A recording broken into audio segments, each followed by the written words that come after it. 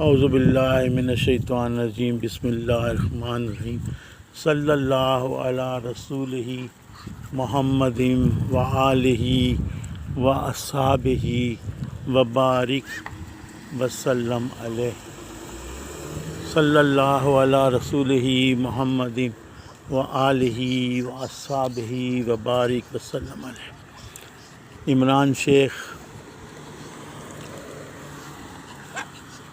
آپ نے کہا، آپ نے میرے اندر درد دیکھا، سوز دیکھا، عشق دیکھا، پیار دیکھا، اخلاص دیکھا۔ تو بیٹا،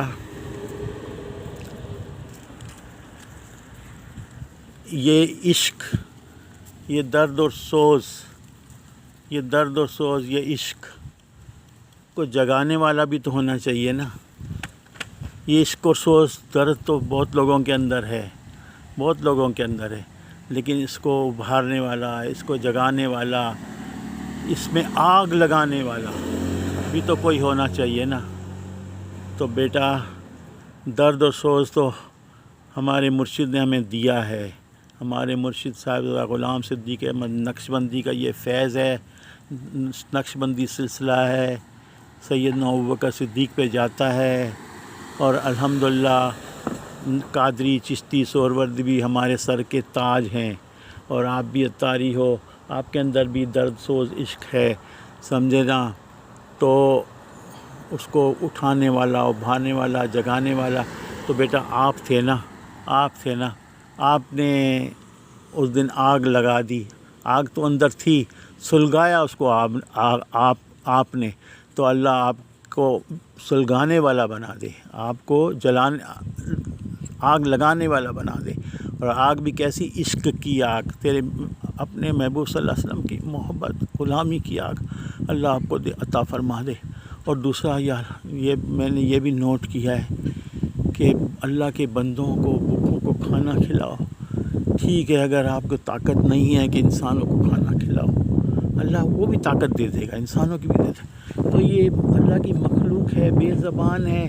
میں روز یہاں آتا ہوں، ان پرندوں کو، یہ چونٹیوں کو، یہ ڈکس کو میں کھانا دیتا ہوں، کراچی پہ بھی دیتا ہوں، یہاں بھی دیتا ہوں، سمجھے نا۔ اس کی وجہ سے بھی اللہ نے مجھ پہ کرم کیا ہوا ہے، میرے رزق کو کھولا ہوا ہے، میرے بچوں کے رزق کو کھولا ہوا ہے۔ اللہ نے ان کو بھی توفیق دی ہے، وہ بھی ایسے نیک رستوں میں خرچ کرتے ہیں، سمجھے نا۔ اللہ آپ کو بھی یہ توفیق دے، آپ کے آنے والی نسلوں کو بھی توفیق دے۔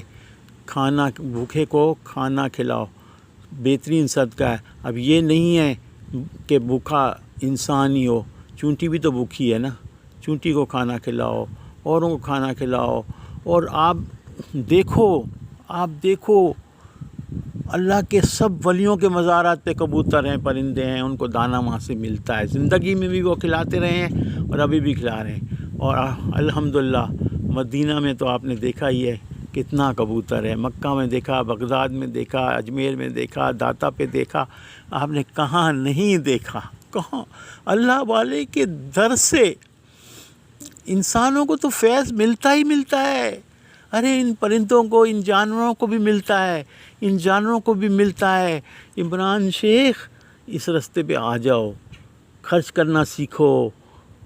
میں دوسرے بھی نعت خوانوں سے درخواست کرتا ہوں کہ دیکھو دوسرے بھی نعت خوانوں سے درخواست کرتا ہوں کہ لے کے جیب میں نہیں ڈالتے جاؤ، اس میں سے کم از کم 10% اللہ کے نام کا نکال دو۔ پھر دیکھو اللہ آپ کو دین میں، دنیا میں برکتیں کیسا عروج دے گا، ٹھیک ہے نا۔ باقی ایک چیز میں نے کل اس دن آپ کی میں نے نوٹ کی، اور عالموں کو بھی یہ پیغام پہنچا دینا، یہ میرا پیغام عالموں کو، نعت خوانوں کو بھی پہنچا دینا۔ دیکھو سبحان اللہ کہنے سے اللہ ایک درخت لگا دیتا ہے جنت میں، اور جس کے لیے جنت میں درخت لگ گیا وہ دوزخ میں الحمدللہ نہیں جائے گا، دوزخ میں نہیں جائے گا۔ لیکن زبردستی سبحان اللہ کہلوانے سے، زبردستی الحمدللہ کہلانے سے، زبردستی اللہ اکبر کہلانے سے یہ درخت نہیں لگتا ہے، تو سمجھے نا۔ اور سبحان اللہ سبحان اللہ سبحان اللہ کا مطلب کیا ہے؟ اللہ پاک ہے، اللہ پاک ہے، اللہ پاک ہے۔ اللہ فرماتا ہے میں پاک ہوں بندے، تو مجھے سبحان اللہ کہتا ہے میں تجھے بھی پاک کر دوں گا۔